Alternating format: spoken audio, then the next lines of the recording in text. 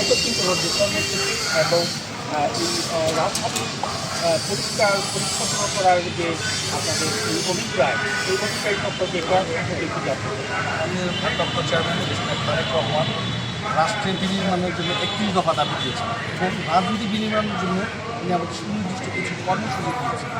মানুষের জন্য রাজনীতি, রাজনীতির জন্য মানুষ নয় এবং মানুষের স্বতঃস্ফূর্ত অংশগ্রহণের কারণেই রাজনীতি করা হয়।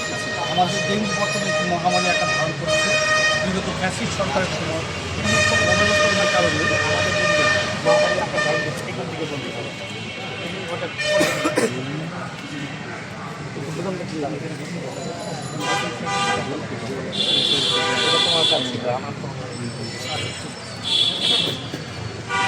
আমাদের ডেঙ্গু আমাদের বর্তমান জীবনে একটি মহামারী আকার ধারণ করেছে।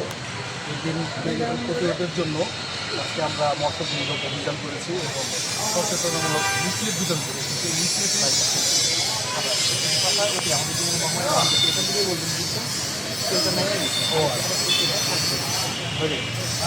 ডেঙ্গু আমাদের রাষ্ট্রীয় জীবনে একটি মহামারী আকার ধারণ করেছে।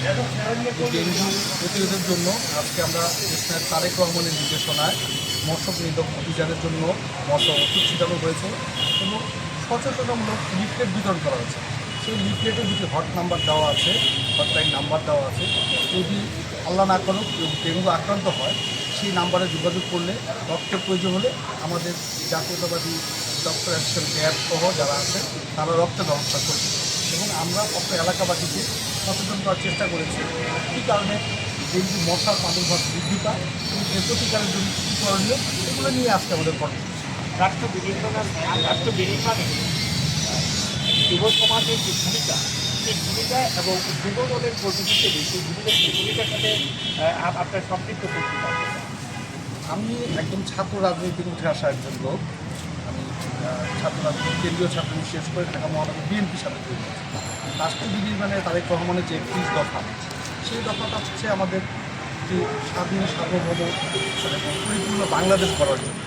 এই বাংলাদেশ গড়ার জন্য শুধুমাত্র বাংলার জাতীয়তাবাদী দল বা তার আপামর জনসাধারণ যাতে এই কর্মসূচিতে সম্পৃক্ত হয় এবং এই কর্মসূচির প্রতি সচেতন করা, মানুষকে জানানো, মানুষের দুঃখ দুর্দশা অভাব অভিযোগগুলো জানানো, আর মানুষের জাতীয় জীবনে আমাদের কাছে কি প্রত্যাশা, সেই প্রত্যাশাগুলো জানানো এবং এই প্রত্যাশা পূরণে আমাদের যত করণীয়। যেহেতু আমরা এখন বর্তমানে রাষ্ট্র পরিচালনার দায়িত্ব নিই, কিন্তু একজন সমাজের নাগরিক হিসাবে, এই ওয়ার্ডের একজন নাগরিক হিসেবে আমাদের কিছু দায়বদ্ধতা আছে। সেই দায়বদ্ধতার জায়গা থেকেই আমরা আজকের এই কর্মসূচিগুলো পালন করছি এবং এই কর্মসূচিগুলো ধারাবাহিকভাবে পালন